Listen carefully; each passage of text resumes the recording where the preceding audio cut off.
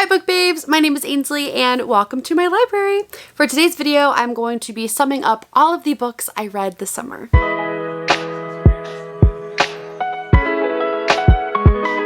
This summer, I gave myself the goal of reading 30 books, and I can say I did not meet that. But I did read 26 books, which is extremely close considering I did work and I did take 3 summer classes. During this video, if you think I am not talking about books as much as I am other ones, please know that it is because I either have already posted a reading vlog or there is one quickly coming up. But please know that all of my YouTube videos I already have scheduled and planned out when I'm going to film, when I'm going to edit, when they go up, until I want to say like mid-January. So please know that a bunch of these books, there are reading vlogs and they are coming out and they are going to be posted throughout when I have it scheduled. So if you ever think I'm just like not really talking about a book, it's because if you stay long enough on this channel, you are going to hear me either rave or completely strongly give you my opinions on a couple of these books. When talking about all the books I read in summer, I'm not doing from summer solstice to the summer equinox. I'm not doing that. I am simply going from my last day of school until my first day of school. So in filming this, my first day of school is tomorrow, but whenever this video is uploaded and you guys see it, it will have been yesterday. A couple of my beginning summer books I did read in May, which I know I guess you can say is like, it's not summer, but to me it's summer. When I took my last final, May 5th, it became summer.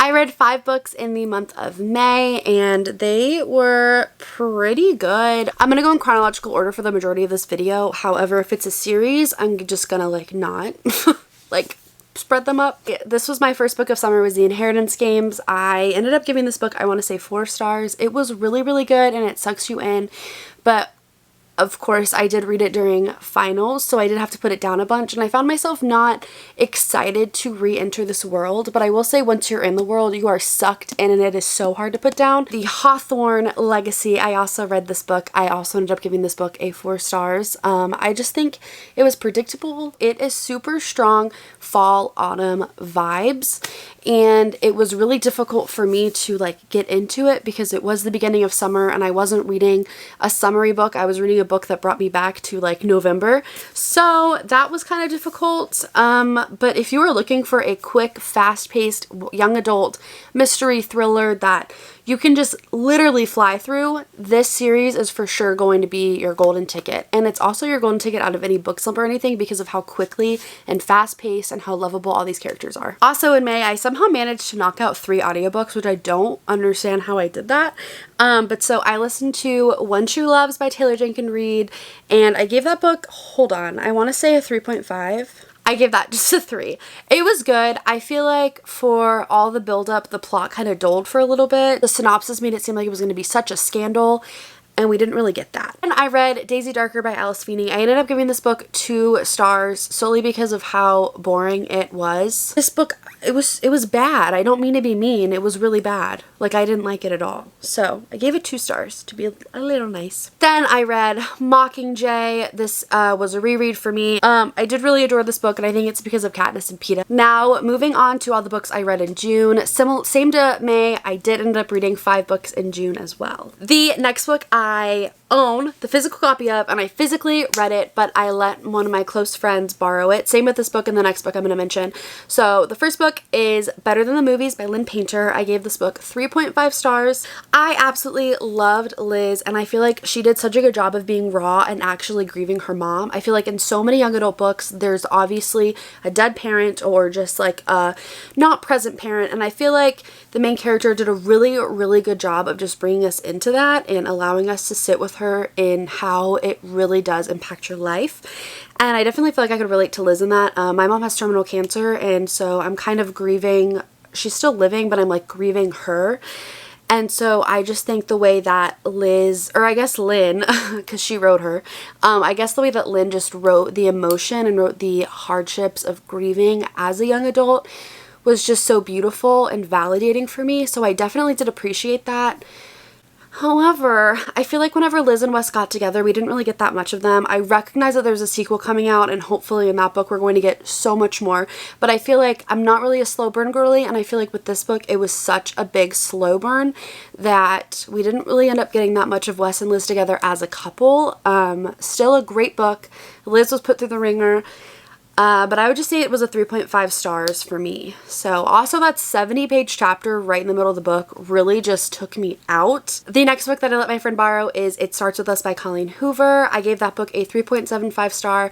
I definitely agree with everybody whenever we say that you don't really need to read it. Like, for me, I didn't read It Ends With Us and immediately go, I want more from Lily and Atlas. I kind of assumed they got together, but I did really like how Atlas's, spoiler alert, little brother was brought into the mix. I definitely like that added character. I like that we got a little bit more depth from Atlas. He was, in It Ends With Us, he was kind of a 2D character, and in this book he really became a dimensional character for me, and I really like seeing that.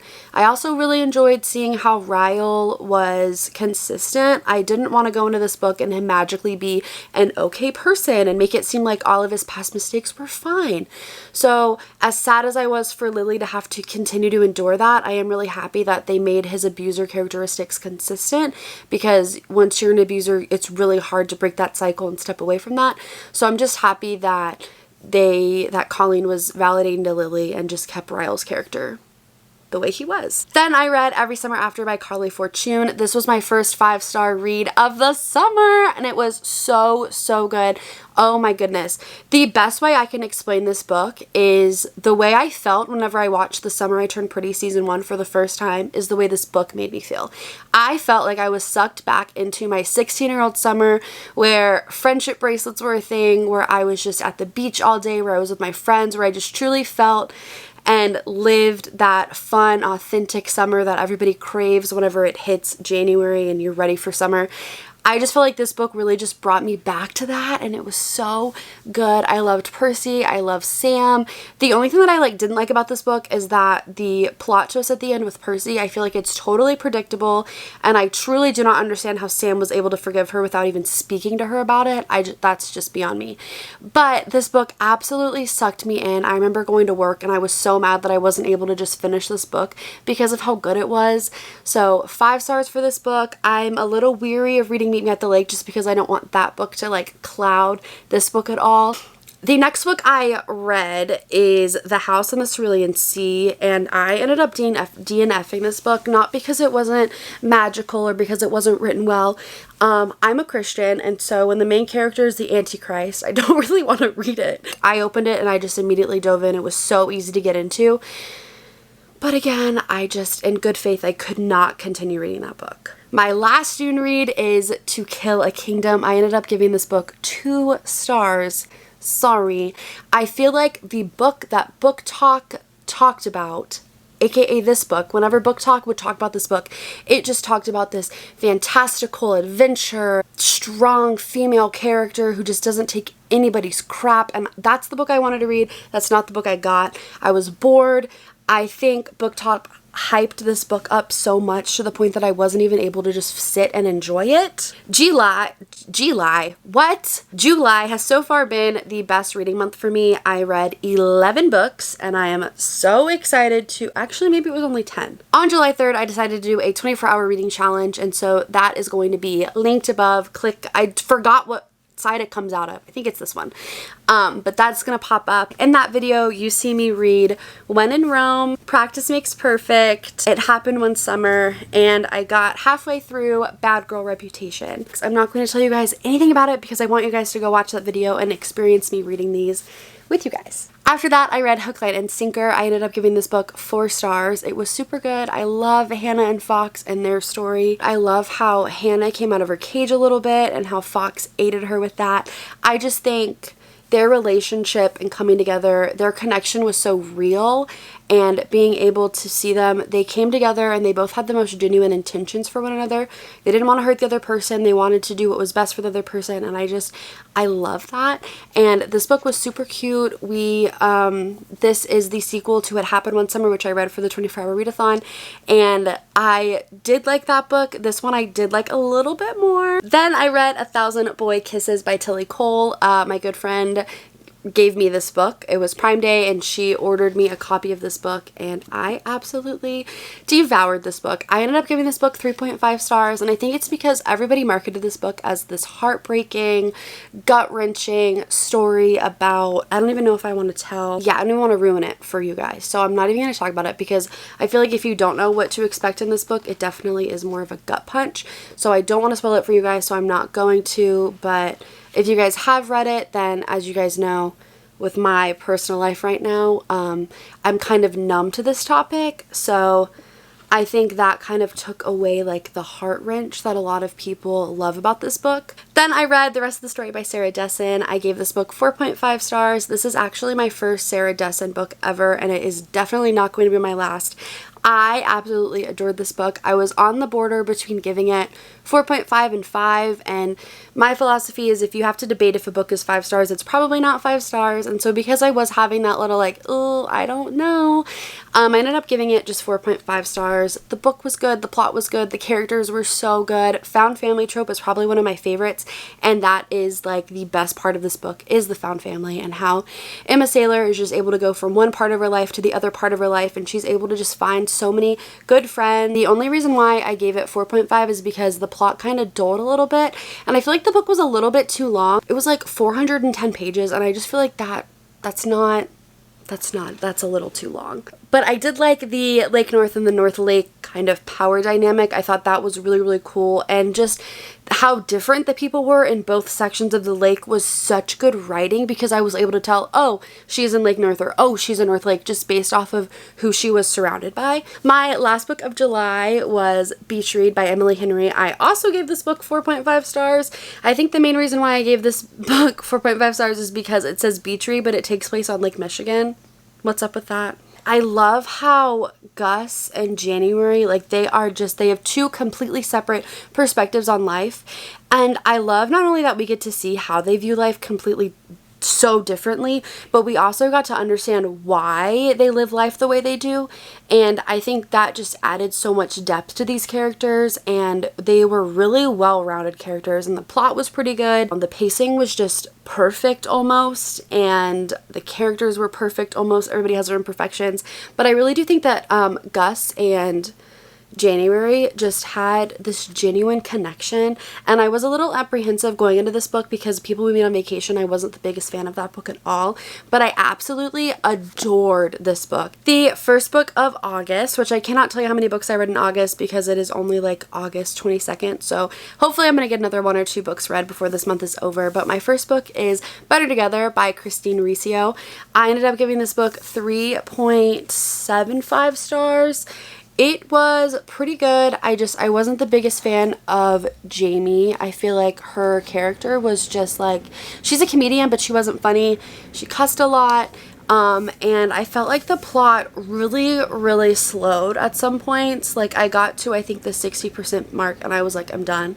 I want to put this book down because of how long it was taking. However, what I did appreciate about this book is because this book is a parent trap, and so they switch lives. Because of how consistent the characters were written, I never once was confused on who's who, who's where, who's what, just because of how good and clear Christine's writing was. So this book had every possibility to be completely confusing, and yet I knew exactly where we were, exactly where the plot wanted us to be, and exactly which character I was reading the perspective from. Also, what I like about this book is because we had 2 main characters, we got to read events from both perspectives. I feel like in so many books we're only getting one side of things whenever like a big scene happens, and I'm often left wondering like, well, what was he thinking? What was she thinking? Because we only get one side of the story.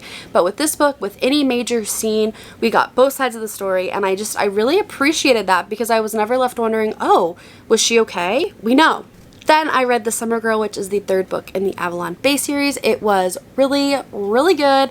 I love Cassie. I love Tate. I think with the first two books being following the bad boys of Avalon Bay, the twins, Evan and Cooper, this was just a breath of fresh air reading Tate's perspective, who is just genuinely a good guy.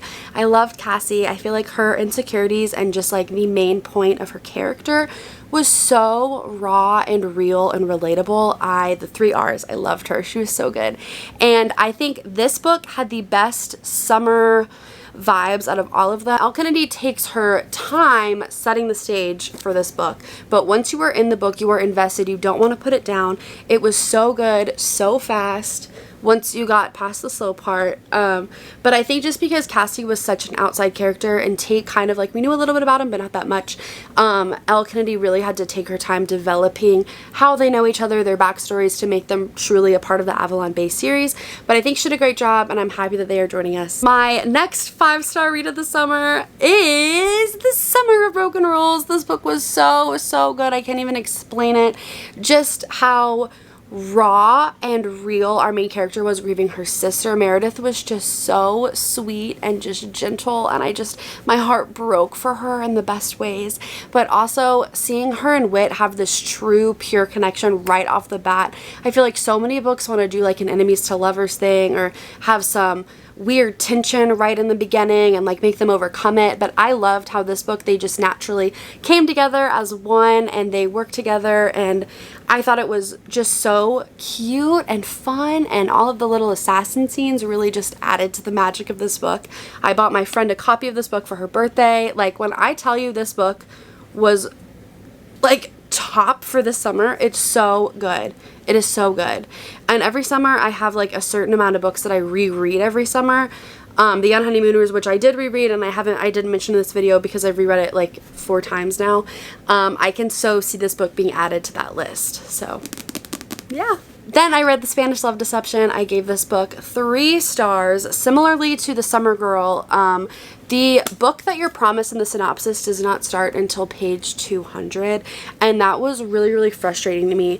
However, I did really, really like Catalina and Aaron together. I feel like they just had a lot of good moments. Like, the last 100 pages were the best part of this book, but I honestly cannot say that it was worth reading the first X amount to get there. It was just really frustrating for me because I wanted to be taken off to Spain and just experiencing this wedding, and you don't get that until like close to the end of the book. But I do love Catalina and Aaron's relationship.